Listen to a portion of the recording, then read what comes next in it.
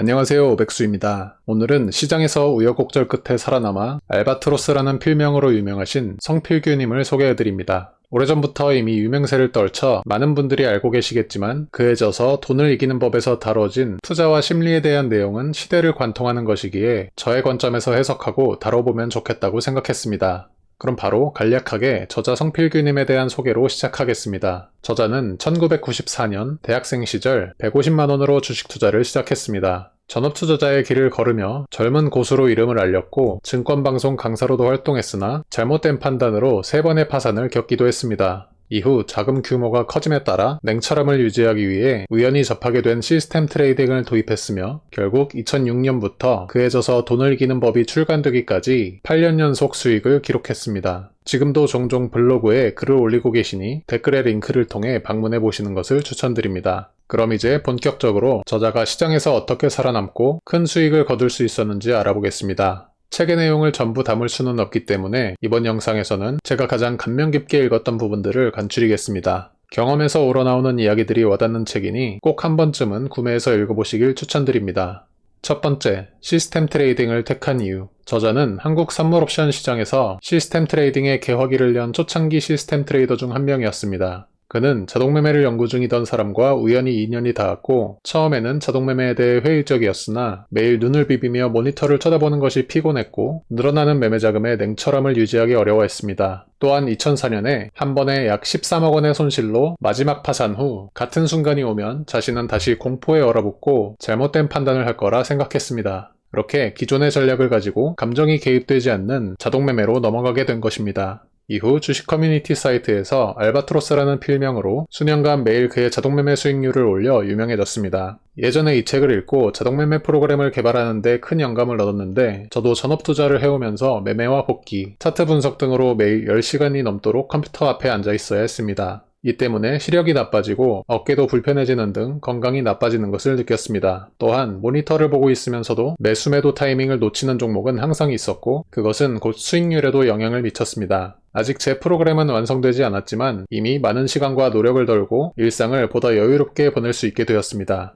두 번째, 이겨놓고 승부하라. 저자는 자신이 시장에서 머물며 깨달은 것을 책 후반부에 정리해두었습니다. 그중 첫 번째는 당신만의 길을 가라인데 이는 생략하고 두 번째인 이겨놓고 승부하라로 넘어가겠습니다. 저자는 많은 사람들이 이 시장의 본질을 도박이라 생각한다고 합니다. 한치 앞을 알 수 없고 수많은 변수가 있고 숱한 패자를 양선하며 중독성이 강하고 평정심을 유지하기 어려운 점 등 수많은 유사점이 있는 것은 사실입니다. 저 또한 지금까지도 종종 듣는 말은 주식 그거 다 도박 아니냐 하는 것입니다. 저자는 도박과 투자는 단 1% 차이로 결정된다. 만약 이기고 질 확률이 반반이라면 그것은 도박이다. 게임의 승부를 자신이 통제할 수 없고 철저히 운에 맡겨지는 것이기 때문이다. 만약 승패를 운에 맡기지 않고 단 1%라도 이길 확률을 확보한다면 그때부터는 투자가 된다 라고 말합니다. 이어서 저자는 대수의 법칙에 대해 이야기합니다. 동전을 한 번 던져 앞면이 나올 확률은 이론상 반반이지만 어떤 때는 2번, 3번, 심지어는 10번 연속 앞면이 나오기도 한다. 확률에 문제가 있는 걸까? 그렇지 않다. 관찰하는 횟수가 적었을 뿐이다.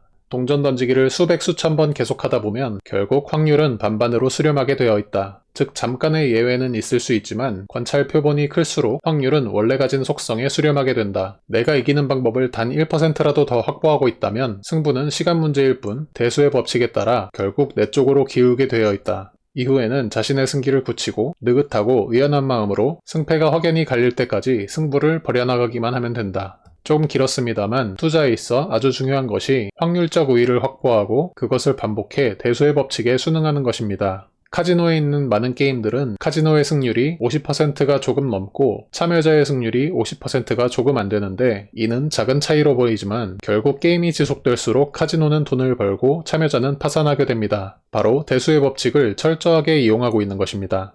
세 번째, 자금 관리는 생명선이다. 저자는 술자리에서 선배들과 투자와 투기의 차이에 대해 토론했다고 합니다. 그리고 그는 자신이 멈춰야 하는 상황을 정해놓고 시작했다면 투자고 자신이 멈춰야 하는 상황을 전혀 모른 채 시작했다면 투기라고 생각한다고 말했습니다. 많은 분들이 매수 주가가 조금만 흔들려도 안절부절 못하는데 이는 감당할 수 없는 무게의 자금을 투입했기 때문입니다. 세상에 잃어도 되는 돈은 없지만 무심하게 바라볼 수 있는 금액은 사람마다 있기 마련이고 그 안에서 투자하여 초연함을 유지할 수 있을 때 진짜 투자가 시작된다는 것입니다. 이기는 방법을 세우는 것만큼 중요한 것이 적절한 배팅 규모를 정하는 것입니다. 지더라도 크게 타격을 입지 않고 다시 배팅할 수 있어야 한다는 것입니다. 병법에서 전투에 진 장수는 용서해도 경계에 실패한 장수는 처단한다고 했습니다. 투자 세계에서 자금 관리란 바로 경계와 같습니다. 네 번째, 겸손한 마음으로 꾸준히 노력하라. 저자의 다음 철칙은 고수가 즐비한 시장을 인정하고 겸손한 마음으로 꾸준히 노력하는 것입니다. 저자는 여기에서 한국 바둑의 두 거목 조훈현과 이창호 기사의 일화를 들려줍니다. 조훈현은 천재로 불리던 어린 이창호를 6년 동안 내제자로 두었습니다. 그런데 놀랍게도 그 긴 시간 동안 스승이 제자에게 해준 지도대국은 딱 3판뿐이었다고 합니다. 하지만 이창호는 그 3판의 바둑을 수백 수천 번 복기했습니다. 스승의 기량과 안목, 그리고 수 뒤에 숨어있는 마음가짐까지 읽어내기 위해 끈질기게 매달린 것입니다. 결국 스승을 꺾고 바둑계를 제패한 그날 밤에도 이창호는 그날의 바둑을 복기했다고 합니다. 저자는 주식시장은 살벌한 곳이지만 고수들이 매일같이 지도대국을 베풀어준다고 말합니다. 그는 수업료는 비싸지만 그 수업료가 아까워 차트를 인쇄해 노트에 붙이고 진입과 청산 이유, 당시의 심리 상태를 반성문처럼 낱낱이 기록했습니다. 그렇게 무식하게 적어내려간 수십 건의 복귀 노트는 그에게 대단한 성공 비법을 알려준 것이 아니었습니다. 대신 실패하는 수많은 방법 중 적어도 절반 이상은 확실히 피하는 법을 가르쳐 주었습니다. 고수의 글 100개를 읽는 것보다 자신의 처절한 매매를 100번 복귀하는 것이 훨씬 빠르고 확실한 성장의 길이라는 뜻입니다. 세상에는 고수가 널려있고 그들은 모두 이런 피나는 노력을 딛고 선 사람들입니다. 그런데 정작 목숨 같은 돈을 걸고 투자하는 사람들은 의외로 공부를 하지 않는다고 합니다. 자만하거나 나태하기 때문입니다. 시장은 그런 오만을 귀신같이 알아채고 응징합니다. 아무리 뛰어난 기법이 있어도 겸손한 보기가 없다면 도태는 시간 문제일 뿐인 것입니다.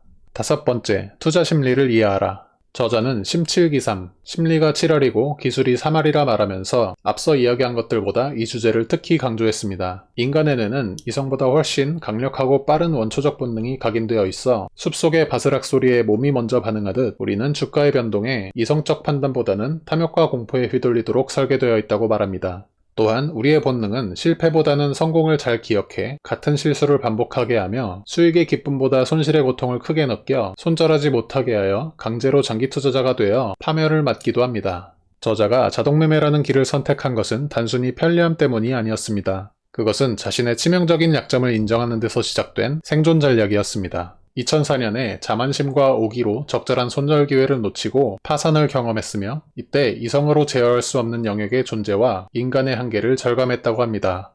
그래서 탐욕과 공포, 자만심에 휘둘리지 않기 위해 시스템 트레이딩에 자신의 매매 전략을 이식했으며 다시는 파산하는 일 없이 큰 성공을 거두게 된 것입니다. 지금까지 알바트로스 성필규님이 어떻게 역경을 딛고 시장에서 살아남을 수 있었는지 책 내용을 통해 살펴봤습니다. 제가 소개해드린 내용은 이 책의 일부에 불과하며 이외에도 저자의 경험과 철학이 공감되기도 하고 배울 거리가 많아 여러분들께 추천드리게 되었습니다. 다음에도 좋은 책, 좋은 정보가 있으면 소개해드릴 것을 약속드리며 이번 영상을 마치겠습니다. 시청해주셔서 감사합니다.